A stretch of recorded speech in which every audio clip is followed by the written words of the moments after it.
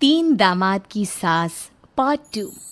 अब तक आपने सुना कि कावेरी जी अपनी तीनों बेटियों ईशा, मोहिनी और सुहाना की शादी तीन घर जमाई लड़कों के साथ करवा देती है। उन्हें लगता है कि ये लड़के शायद घर का कामकाज संभाल लेंगे, लेकिन उनके तीनों घर जमाई बहुत आलसी थे। वो नौकरी भी नहीं करते थे और बाहर का काम भी नहीं। कावेरी जी ने अपनी बेटियों से कहा कि वो प्रेगनेंसी का बहाना बनाकर अपने पतियों को सबक सिखाए। अब सुनिए आगे।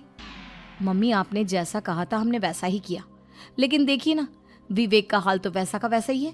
घर में ना सुबह का नाश्ता बनता है और ना खाना। नौकरी पर जाने की बात करूं तो खाने को दौड़ते हैं मुझे। हाँ मम्मी, मैंने भी सुमित को कितनी बार कहा कि अगर नौकरी नहीं करनी तो कोई छोटी सी दुकान ही खोल लो, घर का खर्चा कैसे चलेगा। देखो दोपहर के 12 बजने आए और जनाब अभी तक सो रहे हैं। हाँ मम्मी, ईशा और सुहाना ठीक कहती हैं। अविनाश का भी यही हाल है। जब मैंने अपनी प्रेगनेंसी के बारे में कहा तो मुझसे कहने लगा, अरे दूसरी लड़कियां तो 9-9 महीने तक नौकरी करती है, बस डिलीवरी के टाइम छुट्टी लेती है। मोहिनी, तुम भी नौकरी करो। अब मुझे कहाँ नौकरी मिलेगी। मम्मी बताओ अब मैं क्या करूँ। हे भगवान, क्या सोचकर घर जमाई दामाद लाई थी मैं कि मेरी बेटियां मेरे पास रहेंगी और खुश रहेंगी, लेकिन इन आलसी दामादों ने तो हमारी जिंदगी को भी प्रॉब्लम में डाल दिया है। मैं तो कहती हूँ मम्मी, हम लोग वापस अपनी जॉब पर जाना शुरू कर देते हैं। बता देते हैं इन लोगों को कि हमने प्रेगनेंसी का बहाना किया है। नहीं नहीं बेटा, ऐसी गलती भी मत करना। अगर तुमने ऐसा किया तो इन तीनों की आदत और ख़राब हो जाएगी।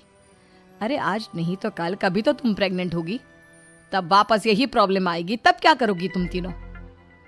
हाँ मम्मी, आपकी बात तो बिल्कुल सही है। इन लोगों को तो सुधारना ही पड़ेगा। लेकिन कैसे? अपने बच्चों के आने की खबर सुनकर भी इन लोगों पर कोई असर नहीं हो रहा। पैसे कमाने के लिए घर से बाहर निकलना ही नहीं चाहते ये तीनों। अब मेरे दिमाग में एक प्लान आया है। तुम तीनों चिंता मत करो, उन तीनों को बुलाओ, फिर मैं बात करती हूँ। थोड़ी देर बाद कावेरी जी अपने तीनों दामादों को सामने बुलाकर अपनी बात कहना शुरू करती हैं। अविनाश, सुमित और विवेक, देखो बेटा, मैं ना तुम तीनों से बड़ा प्यार करती हूँ, इसीलिए तो तुम्हें घर जमाई बना कर रखा है मैंने। अरे मम्मी जी, सीधे सीधे कहिए ना, क्या बात है। प्यार तो हम भी आपको बहुत करते हैं। अरे मम्मी जी, आपकी इज्जत भी बहुत करते हैं। अरे भाई, आपके जैसी सास और कमाने वाली बीवी सबको मिलती है क्या? हाँ मम्मी, विवेक और सुमित ठीक कह रहे हैं। आपकी बेटी से शादी करके मेरी तो ज़िंदगी ही अच्छी हो गई है। जानती हूँ मैं, और ये भी जानती हूँ कि तुम तीनों अपने अपनी बीवियों से बहुत प्यार करते हो। बेटा, बात ऐसी है कि हमारे कुल गुरु ने कहा है कि प्रेग्नेंट होने के बाद मेरी तीनों बेटियाँ शुरू के 4 महीने हमारे गांव में जाकर रहेगी, जहाँ मेरे चाचा जी रहते हैं। अरे लेकिन क्यों मम्मी, गांव में जाकर रहने की क्या ज़रूरत है इन तीनों को। वो क्या है ना बेटा, हमारे परिवार को एक श्राप है। अगर मेरी बेटियों ने यहाँ पर बच्चा पैदा करने की कोशिश की तो उनके बच्चों को कुछ भी हो सकता है। इसलिए अब से लेकर 4 महीने पूरे होने तक इन्हें गांव वाले घर में रहना पड़ेगा। हाँ तो इसमें प्रॉब्लम क्या है मम्मी जी? हम भी वहाँ जाकर रहेंगे, पिकनिक मनाएंगे। अरे भाई, बीवी जहाँ हम भी वहाँ। हाँ यार, आइडिया तो बहुत अच्छा है। शहर की ज़िंदगी में रह रहकर परेशान हो चुके हैं, अब कुछ दिन गांव में बिताएंगे। तुम लोग समझने की कोशिश क्यों नहीं करते। तुम में से कोई भी वहाँ नहीं जा सकता, और मैं यहाँ रहूँगी ना तुम तीनों के साथ। 4 महीने की तो बात है, उसके बाद ये तीनों ही लौट कर आ जाएंगी। ठीक है मम्मी जी, अब हमारे बच्चों का सवाल है तो ये तो करना ही पड़ेगा।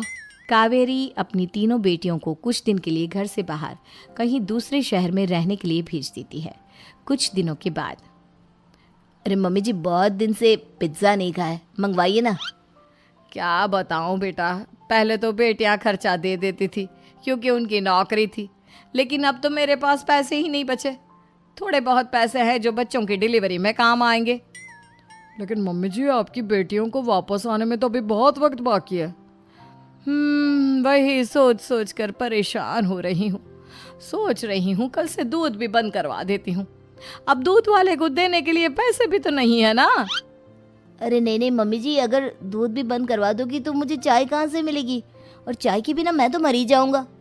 क्या करूं बेटा, इसके अलावा हमारे पास कोई ऑप्शन नहीं है, मेरे पास पैसे ही नहीं बचे।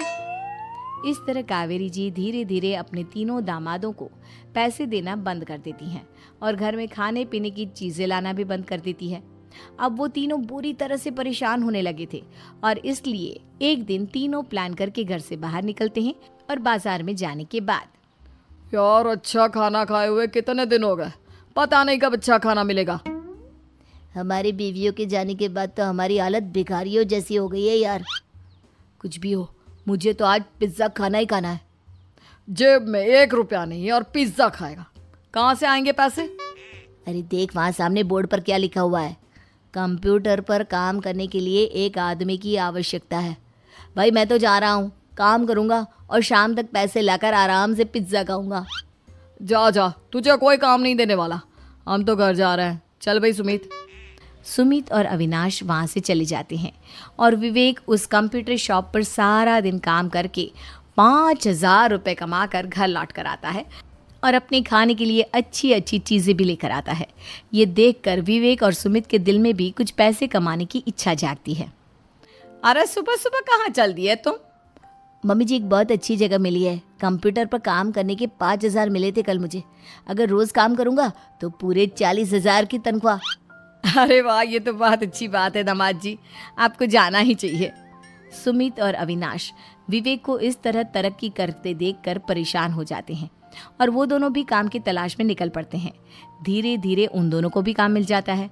अब कावेरी के तीनों दामाद छोटी मोटी नौकरी करके अच्छा पैसा कमाने लगे थे। एक दिन कावेरी उन्हें अपने पास बुलाती हैं। अरे वाह, विवेक 40,000 कमा लेता है, अविनाश 60,000 और सुमित तुम भी 40,000 के आसपास कमा ही लेते हो। कुल मिलाकर तुम अच्छे खासे पैसे कमा रहे हो बेटा। हाँ मम्मी जी, बहुत मज़ा आता है जब महीने के एंड में मोटी रकम हाथ में आती है।